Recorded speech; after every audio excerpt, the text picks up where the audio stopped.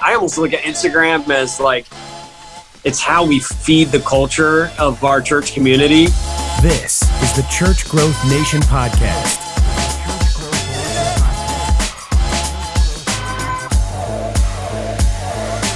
Talk, if you would, about growth strategies that you guys have had for the church. And when I say growth strategies, I'm talking about when you get a plan or an event or some sort of thing that you intentionally do to reach new people.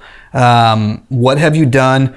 What have you found that really works? Are you aggressive with that? You know, a lot of churches are dealing with that. Hey, we want to reach new people. We want to reach our city. I have X amount of dollars. I have not that many ideas. I would love to glean from somebody who else has tried things. Do you feel comfortable kind of speaking and sharing some of your experiences in that? Yeah, for sure. So, I mean, for growth strategies, well, I would say this, and I think it's really, really important that I say this, that if there's like getting people in the door strategy, and then there's like, how are we going to plug people in strategy? And that is just as important as how you get them in the door, right? So there's a lot of times people invest high dollar to get people in the door, and then they have no strategy to actually take those people anywhere. And then they wonder why those people never come back, right? So like, I would just say to the pastors that are out there, you got to make sure not only you have a strategy to get them in the door, but what do you do with them when they get there? And we spent a lot of time in that first year planning, and I think this is part of the growth strategy, saying, okay, well, let's make sure our systems of assimilation are strong, they're clear, they're simple, they're obvious for the guests. So when they come, they know what the next step is. Because if they don't know, they're not going to ask you. You have to make it that obvious, that simple, and that consistent as well, that there's always kind of an elevator that onboards people running in your church. So with that said, once we got that grounded and established, we started rolling out more in this term of, we did mailers, and there's a lot of opinions on mailers of how effective it is and if it's good, if it's bad. What we have found, and it's actually been so surprising, is that the shelf life of mailers is so long. And this may be just unique to us, but like we would send out a mailer and we would get somebody 1 year later that would show up and say, I got your mailer a year ago, finally made time to come. I mean, it's mind-blowing. And so for us, consistent mailers has actually been very helpful. Again, you got to go off your context a little bit. I do wonder if mailers are more helpful for us because there's less churches doing mailers here. Whereas if you're in like Dallas, where every church is doing a mailer, I mean, your mailbox will be full of sermon series, promo, Whereas here, we're kind of like one of the few fish in the pond.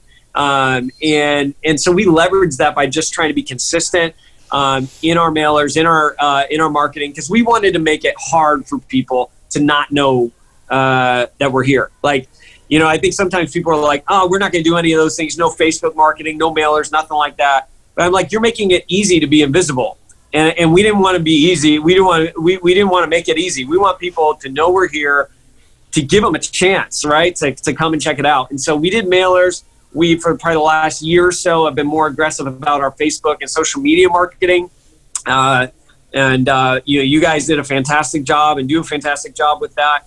And I think we've seen some fruit in that. But, I strangely enough, I mean, I've found that mailers still do have some teeth to it.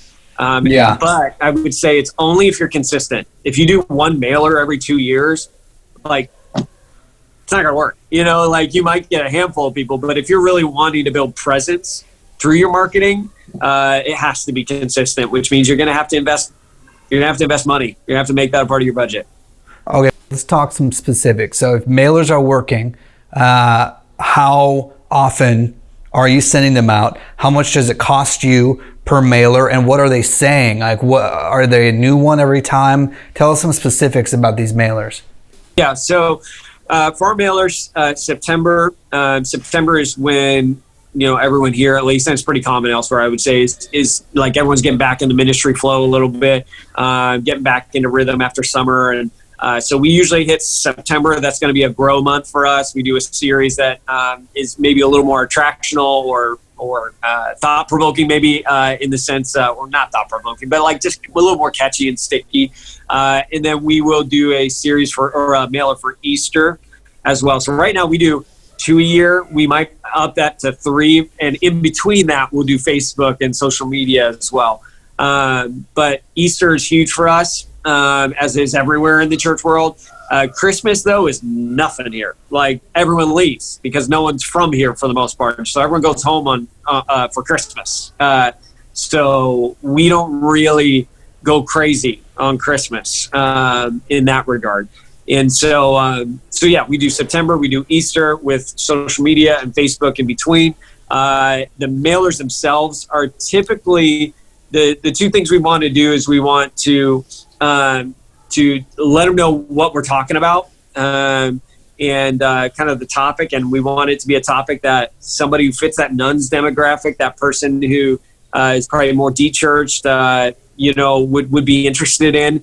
And those will be typically very culturally relevant, So our series this next in August, September is going to be a series called Team Humanity. And I couldn't think of a more important series right now than talking about what does it mean to be human, in this world where we're in all this tension of, immigration and refugee crisis. What do we do about this? What does it mean to be human that follows Jesus and lives in America and lives in a world with shootings and all the just awful things are going on. So, that whole series is going to be about reclaiming humanity and that we're called to fight for humanity, not with it. So that's where we're going that month. And that's, I think, just going to be a very relevant talking point and is a relevant talking point for our city and really the country at large right now. So we'll do a series that will be catchy, that's relevant, that someone outside of church is already talking about and might be intrigued about to hear what the church is saying about it too. And then we'll always on the back include kind of a short little thing about myself and my wife with a picture of us. We've just found here, people have an image of what pastors look like. And all of a sudden when they see a pastor who's 32 but looks 20 and has tattoos and stuff, like all of a sudden they're like, okay, I'm intrigued, I'll check it out. And so we found that people really want to see who the pastor is or pastors are before they'll ever walk through the doors. So it always, of course, include our website. I mean, we found, and again, I'm sure it's for everybody, but people will watch our sermon videos for 2-3 months before they come check out a service because they want to try it before they buy it. So we'll point them to our website, where on the front and center will be an easy way for them to check out videos, as well as often we'll put our link to our Yelp page, because Yelp here at least is massive, and we intentionally ask our core people to leave a 5-star review because every week we get people who go, hey, I looked you up on Yelp and I read the reviews and it seemed like people liked you guys, so I wanted to see what it was about. And so it'd be series, promote kind of the pastor Jen and I, and then point them to the content that matters most, that we feel matters most to them. How many pieces of mail are you sending in each mailer? Typically we do like at least 15,000, so Easter will go big. Easter will go like 50,000 plus, but for September, we really, really hit our neighborhood and it hard because we have found here, and the reason, again, this is probably contextual, that in San Francisco, it's a city of neighborhoods and people stick close to their neighborhoods. So to send a mailer, to the other end of the city, the chances of them driving across the city to come to your church, it's pretty minimal. But if you can really hit your neighborhood hard, where people are like within walking distance because everyone walks here, or takes public transit, like the chances go up. So we don't necessarily throw out a huge net for September, but Easter we do because people are willing to take the trip a little bit more on that time. The big thing that people need to hear from what you just talked about with your mailer and everything is that your city, your culture. And so, hey, we don't do mailers around Christmas time because people usually aren't from here, people leave. And so, that's specific to your city. And like ever since we released your website, we track the visitors. I told you before, like the fact that people are coming from Yelp blew my mind, because I never thought that a church was getting massive, like over 50% more clicks to the Canvas website from Yelp than Facebook.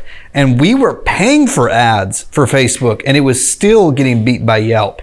And that's not going to be the case for most churches, but the fact that your city, your neighborhood, I think that that's allowed you to leverage that, to ask for those reviews, to not send mailers at those times. Those are insights that you have. I think a mistake a lot of pastors do is they call up their buddy in Oklahoma or their other pastor friend in New Jersey, and they replicate what other people are doing, when your culture and your city is going to be something that you should adapt to your strategies too. And I respect you guys for doing that really strongly.